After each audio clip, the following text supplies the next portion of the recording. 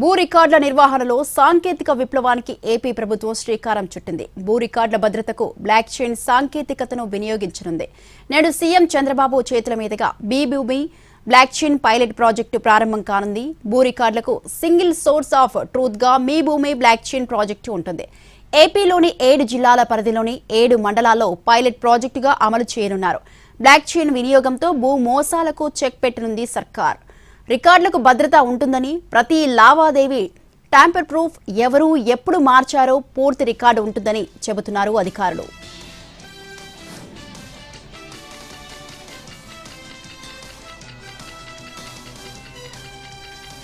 ఇవాళ ఉదయం 10:30 సచివాలయంలో ఏపీ కేబినెట్ భేటీ కానుంది. సీఎం చంద్రబాబు అధ్యక్షతన ఈ సమావేశం జరగనుంది.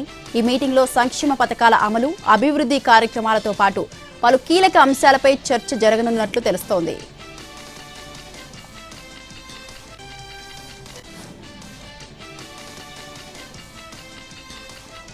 నేడు కోనసీమ జిల్లా ముఖ్య నేతలతో వైఎస్ జగన్ సమావేశం కానున్నారు. ఉదయం 11 గంటలకు తాడేపల్లి కేంద్ర కార్యాలయంలో అమలాపురం పార్లమెంటు పార్టీ కీలక నేతలతో జగన్ భేటీ అవుతారు. ఇందులో తాజా రాజకీయ పరిణామాలపై పార్టీ క్యాడర్కు దిశానిర్దేశం చేయనున్నారు.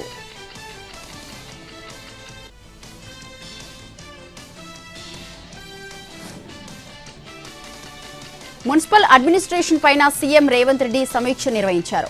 3 కమిషనరేట్ల పరిధిలో జరుగుతున్న అభివృద్ధి పనులపైన సీఎం ఆరా తీశారు. పనులను వేగవంతం చేయాలని అధికారులను ఆదేశించారు. భూసేకరణ జరపకుండా టెండర్లు పిలవవద్దని సూచించారు. జీహెచ్ఎంసీ, మల్కాజ్గిరి, సైబరాబాద్ కమిషనరేట్ల పరిధిలో పనుల అనుమతి కోసం అన్ని శాఖల అధికారులతో సమన్వయం ఏర్పాటు చేశానన్నారు. ఎన్ఐయుఎం భవన నమూనా, మల్కాజ్గిరి మున్సిపల్ కార్పొరేషన్ భవన నమూనాలను పరిశీలించి పలు సూచనలు చేశారు సీఎం రేవంత్.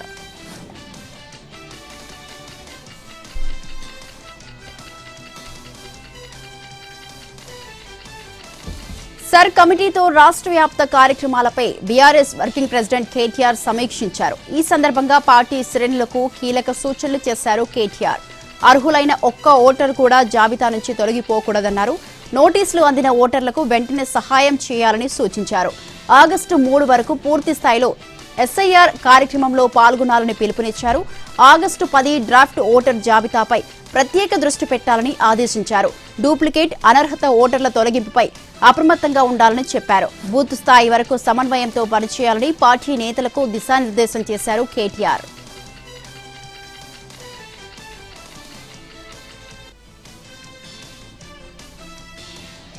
సీఎం రేవంత్ రెడ్డికి బీఆర్ఎస్ వర్కింగ్ ప్రెసిడెంట్ కేటీఆర్ లేఖ రాశారు. ఆదిలాబాద్ సీసీఐ పునరుద్ధరణపై కాంగ్రెస్ ప్రభుత్వ వైఖరిని స్పష్టం చేయాలన్నారు. ఆదిలాబాద్ అభివృద్ధికి సీసీఐ పునరుద్ధరణ కీలకమని లేఖలో ప్రస్తావించారు. 250 కోట్ల రూపాయల రాష్ట్ర వాటాతో సీసీఐ పునరుద్ధరణ సాధ్యమేనన్నారు. 2.5 ఏళ్లుగా రాష్ట్ర ప్రభుత్వ చిత్తశుద్ధి లోపం వల్లే జాప్యం నెలకొందని విమర్శించారు.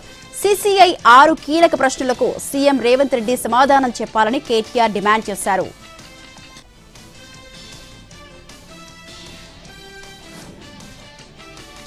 తెలంగాణలో అవినీతి నిరోధక శాఖ గాలానికి మరో అవినీతి తిమింగలం చిక్కింది. ఆదాయానికి మించిన ఆస్తుల అభియోగంపై రెడ్కో డీఈ ముత్యం వెంకటరమణను అరెస్టు చేశారు. ఆదాయానికి మించి ఆస్తులు కూడబెట్టారన్న పక్కా సమాచారంతో అధికారులు ఆయన ఇల్లు, కార్యాలయంతో పాటు ఆయన బంధువులు, బినామీల నివాసాల్లో తనిఖీలు నిర్వహించారు. పలు ప్రాంతాల్లో జరిపిన సోదాల్లో భారీగా ఆస్తులు బయటకు వచ్చాయి. అంతేకాకుండా డీఈ ఇంట్లో జరిపిన తనిఖీల్లో 52 లక్షల బ్యాంక్ బ్యాలెన్స్, 2 కిలోల బంగారు ఆభరణాలు, 3 లగ్జరీ కార్లు గుర్తించారు.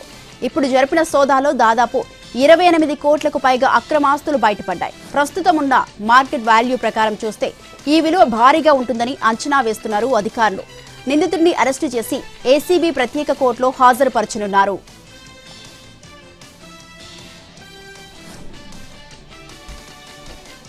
శంషాబాద్ ఎయిర్పోర్ట్లో పనిచేస్తున్న ఇండిగో ఎయిర్లైన్స్ ఉద్యోగినిపై క్యాబ్ డ్రైవర్ అత్యాచార యత్నం చేశారు.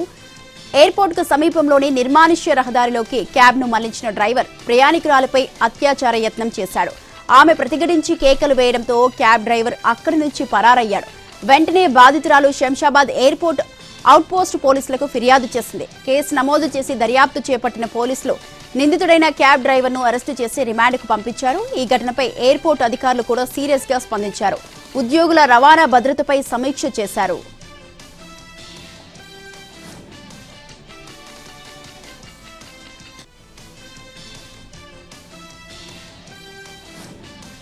హైదరాబాద్ లో భారీ వర్షం కురిసింది. పలుచోట్ల కురిసిన వానలకు లోతట్టు ప్రాంతాలు జలమయమయ్యాయి. బంజారా హిల్స్, జూబ్లీ హిల్స్, ఫిలిం నగర్, కృష్ణానగర్, యూసఫ్గూడ, బోరబండ, ఎర్రగడ్డ, సనత్ నగర్ లో విస్తారంగా వర్షం కురిసింది. పలుచోట్ల ప్రధాన రోడ్లు జలమయమయ్యాయి. దీంతో వాహనదారులు తీవ్ర ఇబ్బందులు పడ్డారు. అకస్మాత్తుగా వర్షం కురవడంతో ఎక్కడికక్కడ డ్రైనేజీలు పొంగి పొర్లాయి. పరిస్థితిని దృష్టిలో ఉంచుకొని జీహెచ్ఎంసీ, డీఆర్ఎఫ్ బృందాలు అప్రమత్తమై సహాయక చర్యలు చేపట్టాయి. వర్షపు నీరు నిల్వ ఉన్న ప్రాంతాల్లో తొలగింపు పనులు చేపట్టారు.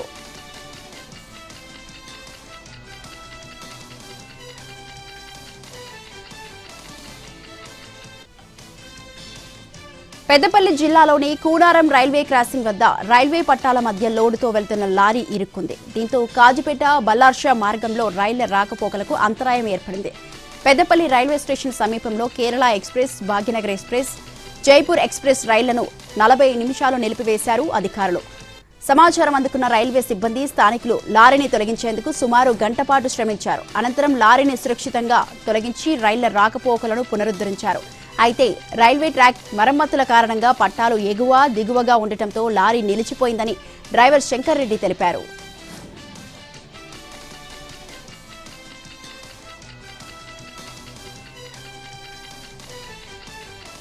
నాగర్ కర్నూలు జిల్లా ఉప్పనంతల మండలం మామిళ్లపల్లి గ్రామంలో గుప్త నిధుల తవ్వకాలు కలకలం రేపాయి. పురాతన లక్ష్మీ నరసింహస్వామి ఆలయ సమీపంలో గుర్తు తెలియని దుండగాలు తవ్వకాలు జరిపినట్లు స్థానికులు గుర్తించారు. ఆ ప్రాంతంలో తాయెత్తులు, పసుపు, కుంకుమ, గుమ్మడికాయ, పూజా వస్తువులు కనిపించడంతో భయోందోళనకు గురవుతున్నారు.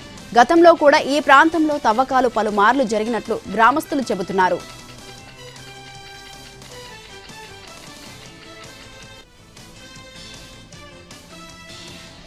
కొమ్రం భీం ఆసిఫాబాద్ జిల్లాలో గత 2 రోజులుగా కురుస్తున్న భారీ వర్షాలకు ప్రకృతి పచ్చదనంతో కలకల్లాడుతోంది. ఈ వర్షాల ప్రభావంతో జిల్లాలోని వాగులు, వంకలు పొంగి ప్రవహిస్తుండగా అటవీ ప్రాంతంలోని జలపాతాలు జలకలను సంతరించుకొని సందర్శకులను విశేషంగా ఆకట్టుకుంటున్నాయి. లింగాపూర్ మండలంలోని మిట్టే జలపాతం పర్యాటకులకు కనువిందు చేస్తోంది. ఈ ప్రాంతంలో మొత్తంగా 7 జలపాతాలు ఉన్నాయి. అందుకే దీనిని స్థానికంగా సప్తగుండాల జలపాతం అని కూడా పిలుస్తారు.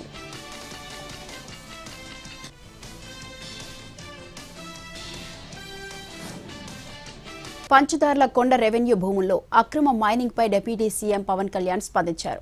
పంచదార్ల కొండ భూముల తవ్వకాల్లో పర్యావరణ ఉల్లంఘనలపై విచారణకు ఆదేశించారు. పంచదార్ల కొండను నో మైనింగ్ జోన్ గా ప్రకటించాలని రెవెన్యూ, మైనింగ్ శాఖలకు సూచించారు. జాతీయ జల విజ్ఞాన సంస్థ శాస్త్రవేత్తలతో పంచదార్ల భూముల పరిశీలనకు, సహజ జలధారల సంరక్షణకు చర్యలు తీసుకోవాలని ఆదేశించారు. పర్యావరణ నిబంధనలకు విరుద్ధంగా తవ్వకాలు జరిపిన సంస్థపై జరిమానా విధించాలని, మైనింగ్ సంస్థకు ఇచ్చిన పర్యావరణ అనుమతులను తక్షణమే రద్దు చేయాలని డిప్యూటీ సీఎం ఆదేశించారు. పురాతన ఆలయ పరిరక్షణ మనందరి బాధ్యత అని స్పష్టం చేసిన పవన్ ఉమా ధర్మలింగేశ్వర ఆలయ సంరక్షణకు పురావస్తు, దేవాదాయ శాఖల చర్యలు తీసుకోవాలని ఆదేశించారు.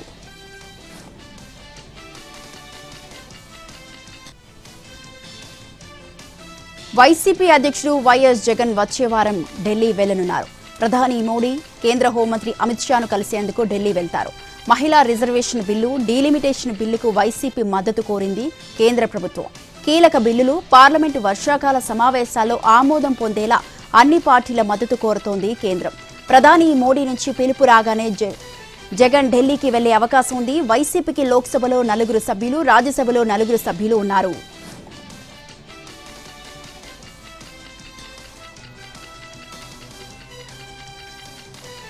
నిషేధిత జాబితా 22A నుంచి భూములను తొలగించే నిబంధనలను సరళీకృతం చేస్తూ కొత్త జీవో తీసుకువస్తున్నట్లు తెలిపారు రెవెన్యూ శాఖ మంత్రి అనగాని సత్యప్రసాద్.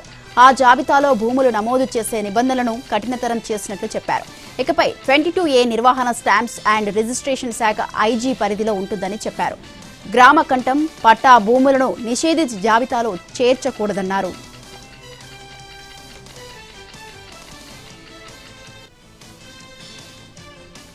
మాజీ మంత్రి, వైసీపీ నేత సీదిరి అప్పలరాజును పోలీసులు అరెస్టు చేశారు. శ్రీకాకుళం జిల్లా కాశీబుగ్గలోని ఆయన నివాసంలో అరెస్టు చేసి స్థానిక పోలీస్ స్టేషన్కు తరలించారు. స్టేషన్లో అప్పలరాజు స్టేట్మెంట్ను రికార్డ్ చేశారు. తనయుడు Seediri Aarav Varma hit and run కేసులో A3గా ఉన్నారు సీదిరి అప్పలరాజు. కొడుకును కేసు నుంచి తప్పించే ప్రయత్నం చేశారని ఆయనపై కేసు నమోదైంది. ఈ క్రమంలో సీదిరి అప్పలరాజును అదుపులోకి తీసుకున్నారు పోలీసులు. అదే సమయంలో స్థానిక వైసీపీ నేతలు కార్యకర్తలు భారీ సంఖ్యలో సీదిరి నివాసానికి వెళ్లడంతో అరెస్టు సమయంలో తీవ్ర ఉద్రిక్తత చోటు చేసుకుంది. సీదిరి అప్పలరాజు ముందస్తు బెయిల్ పిటిషన్పై కోర్టు నేడు విచారించే అవకాశం ఉంది.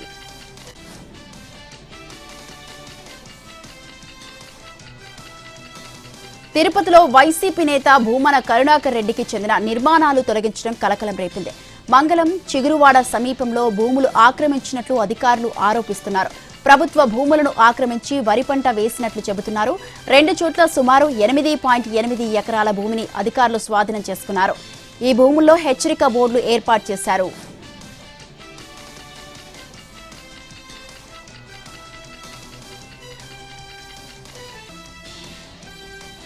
గత ప్రభుత్వ పాలనలో జరిగిన అక్రమాలపై కూటమి ప్రభుత్వం విజిలెన్స్ విచారణలు చేయిస్తున్నా చర్యలు ఉండడం లేదని ఆరోపణలు వస్తున్నాయి.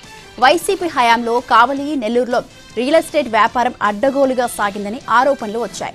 కావలిలోనే సుమారు 128 ఎకరాల వరకు చెరువులు, కుంటలు, శ్మశాన పోరంబోకలను కబ్జాలు చేసి లేఅవుట్లు వేసి విక్రయించారు. ఈ భూముల విలువ సుమారు 700 కోట్లకు పైగా ఉంటుందని అధికారులు అంచనాలేశారు. చివరికి విజిలెన్స్ విచారణ చేపట్టి ప్రభుత్వ భూములుగా గుర్తించారు. ప్రైవేట్ భూముల్ని కొనుగోలు చేసి వాటి పక్కన ఉన్న ప్రభుత్వ పోరంబోక్ భూములను ఆక్రమించి లేఅవుట్లు వేసినట్లు విజిలెన్స్ అధికారులు నిర్ధారించినా ఇంతవరకు వారిపై చర్యలు తీసుకోలేదు. దీంతో వైసీపీ నాయకులు కూటమి నేతలతో స్నేహంగా ఉంటూ అక్రమాల్ని సక్రమం చేసుకుంటున్నారన్న ఆరోపణలు ఇటీవల కాలంలో బలంగా వినిపిస్తున్నాయి.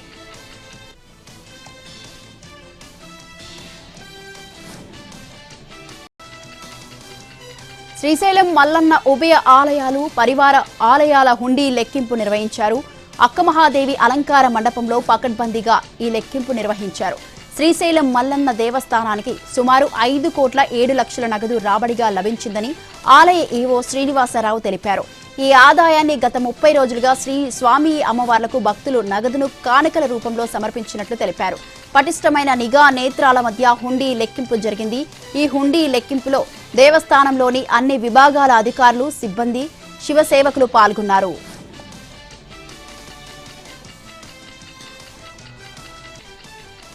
తెలంగాణలో 2 రోజుల పాటు విస్తారంగా వర్షాలు కురిసే అవకాశం ఉందని వాతావరణ శాఖ కేంద్రం హెచ్చరించింది.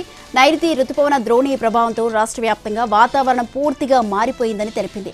ముఖ్యంగా ఉత్తర తెలంగాణ జిల్లాలో అక్కడక్కడ భారీ వర్షాలు కురిసే అవకాశం ఉందని పేర్కొంది.